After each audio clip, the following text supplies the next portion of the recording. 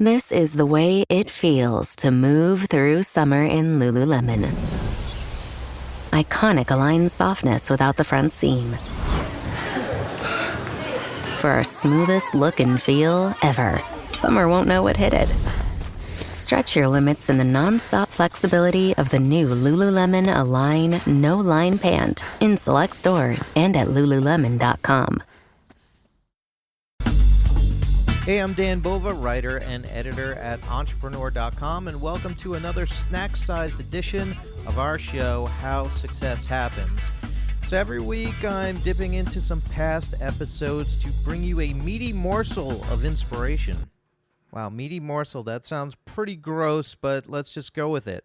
So, summer is here, and we've got some big comic book flicks about to drop, namely Superman and the Fantastic Four. So I thought it'd be a good time to listen back to an old interview I had with comic book writing legend Ed Brubaker. Ed started off as a crime writer and segued into superhero stuff, writing for Batman, Daredevil, and Captain America, among many other things. And speaking of Captain America, he invented the Winter Soldier character that spawned the second Captain America movie. He even had a line of dialogue in that flick that sadly wound up on the cutting room floor due to what he diagnosed as, quote, severe overacting.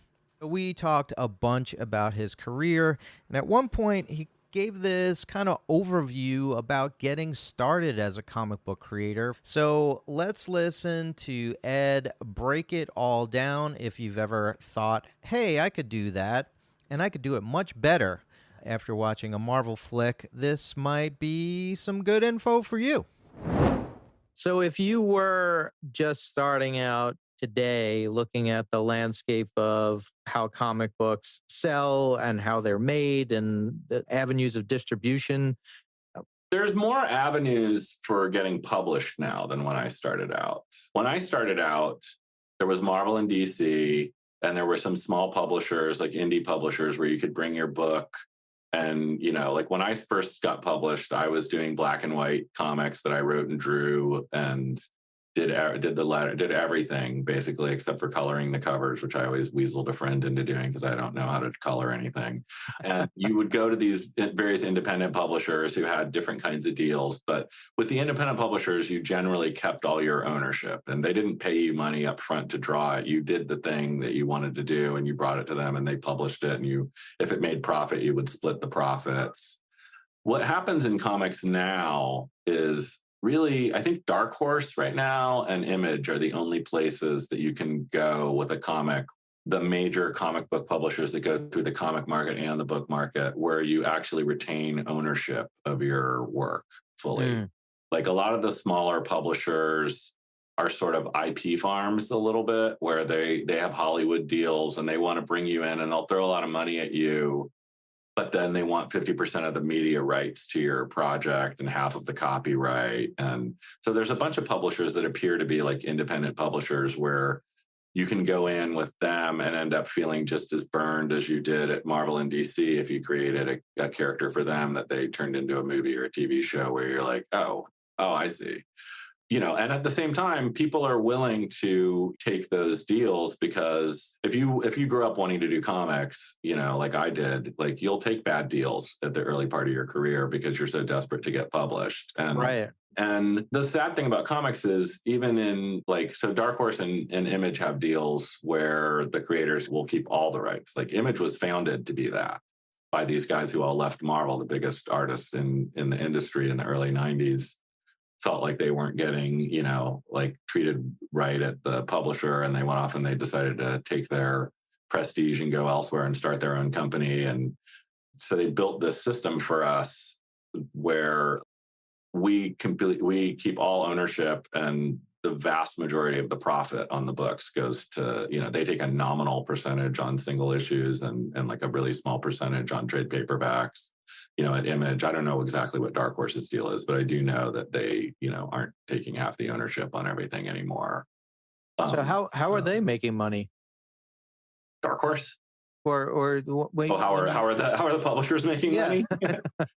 Oh, like Image? Well, Image, I mean, they did publish The Walking Dead, they publish Saga, they publish our books, I mean, they have a lot of books that come out that move a lot of numbers. And, like if you are making, 20-25% of the profit on a book, and you publish 10, 20 books a month that are highly profitable, you're making enough. They're not a huge company that's constantly trying to expand either, though. They try to keep. They're a company that's built to help people publish comics.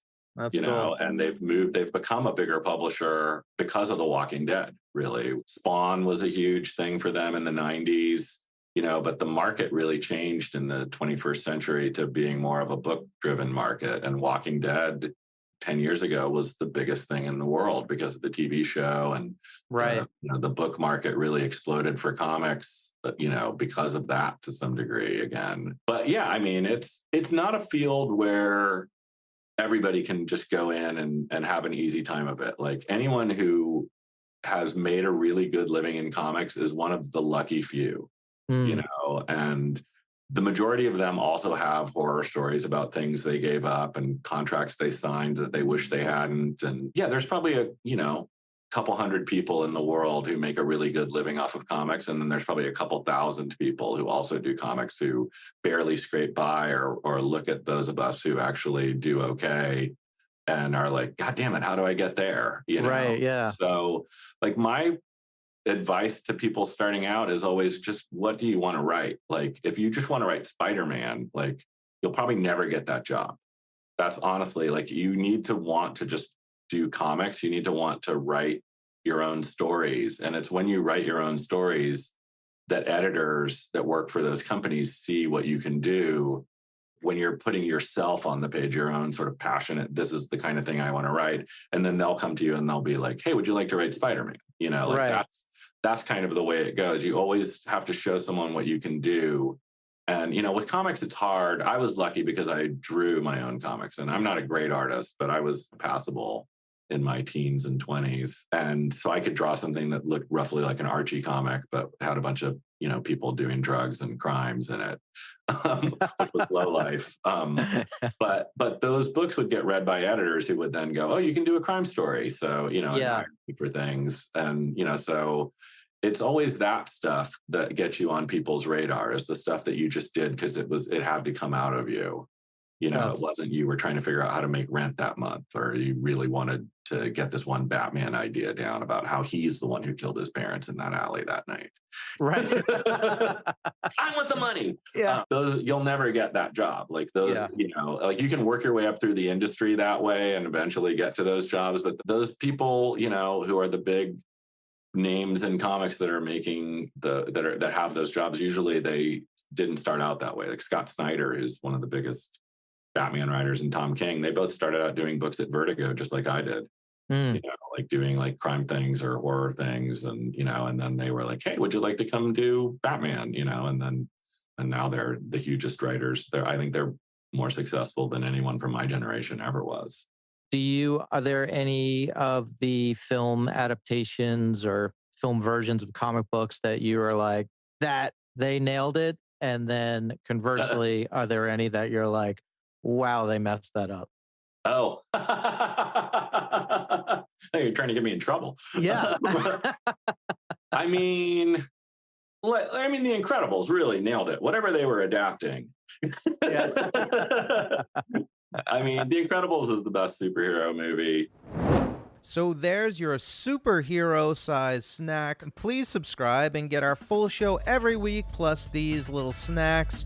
Hey, and throw us a rating and a comment. If it's nice, I will read it on the show.